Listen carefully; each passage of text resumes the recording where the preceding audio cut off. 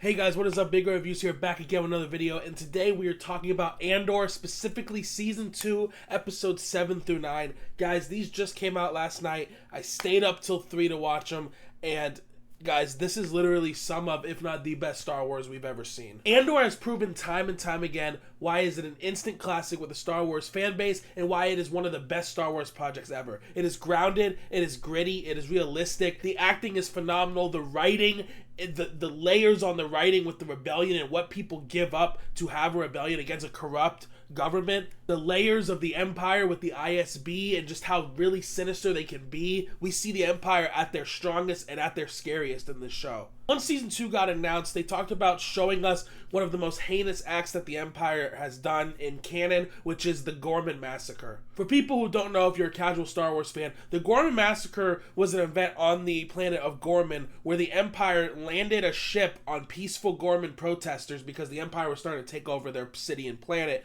and they landed a starship on hundreds of them. And this is kind of like what is the catalyst boost for the rebellion. This is like the thing we see in Rebels where Mon Mothma actually finally leaves the Senate and joins the rebellion full time, and she does a speech to the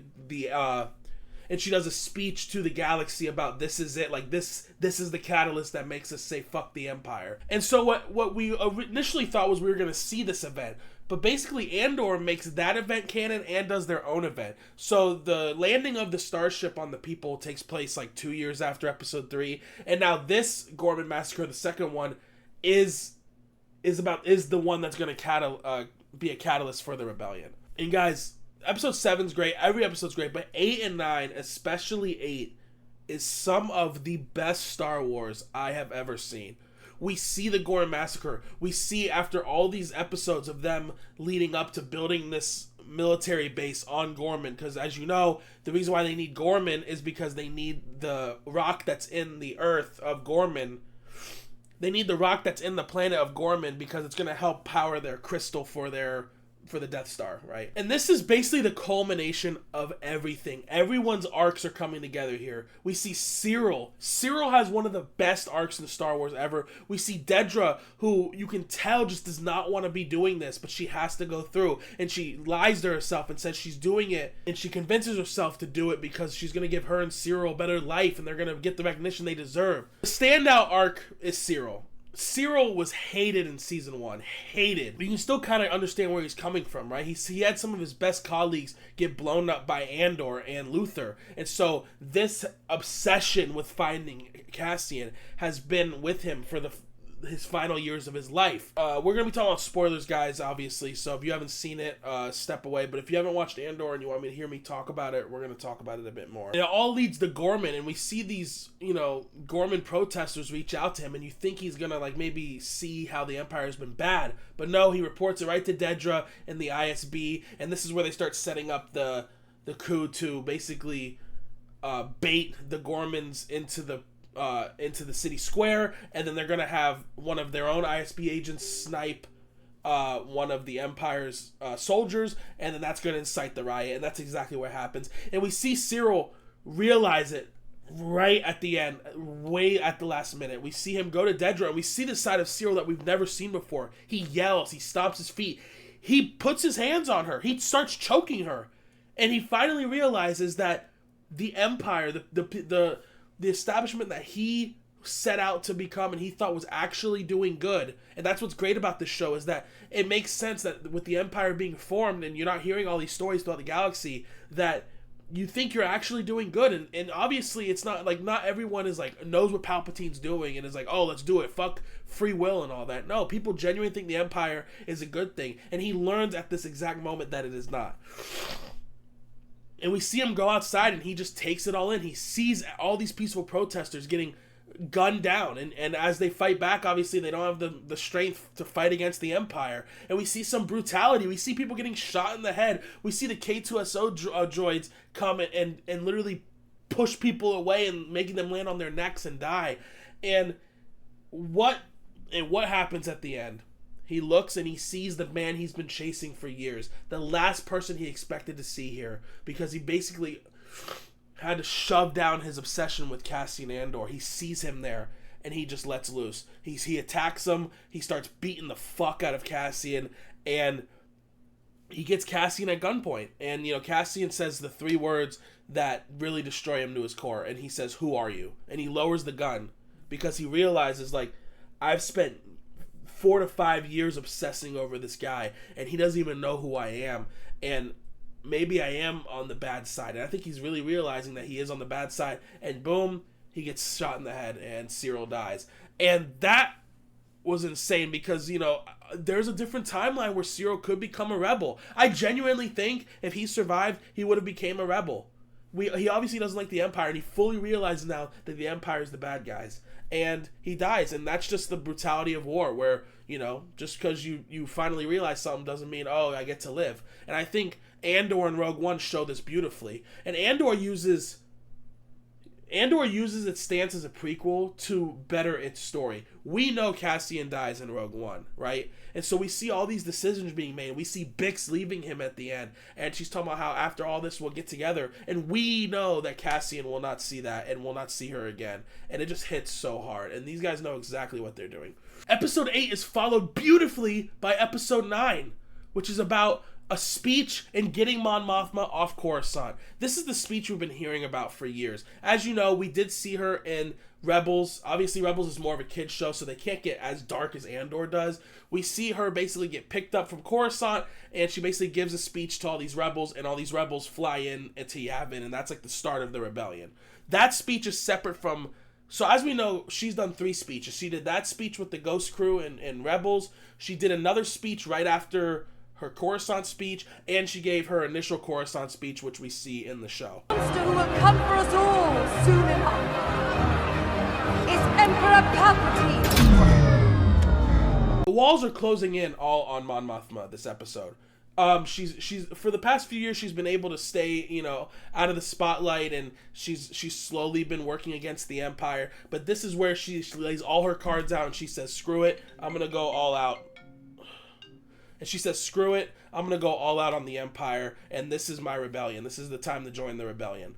And she basically is practicing the speech, and she goes up there, and she actually says it. I didn't know if Disney was going to, talk about it, because a lot of this stuff is what's happening in the real world, with genocides and hidden genocides, and the government likes to sweep that shit under the rug. No, they actually mention it. She talks about how the Gorman Massacre was a genocide, and she says the person who we've let get in this power, the person who opposes us, is Emperor Palpatine. She directly calls out Palpatine, and that's when the feed gets cut and her speech is over. And a lot of people were like, "Oh, she's number 1 on Palpatine's shit list," and I really don't think so. I think Palpatine's one of the only people in the galaxy who's kind of having fun, because he has both power on both sides, and he's not seeing the war and all that, and he's pulling the strings. I don't think he really cares about Mon Mothma at the end of the day, and that's just the sad of it. But Mon Mothma gives this speech, and we see Cassian help her get out, and Luthen did tell the truth. Earlier in the episode, Luthen says, Bail Organa's team that's bringing you is compromised. Do not go with them.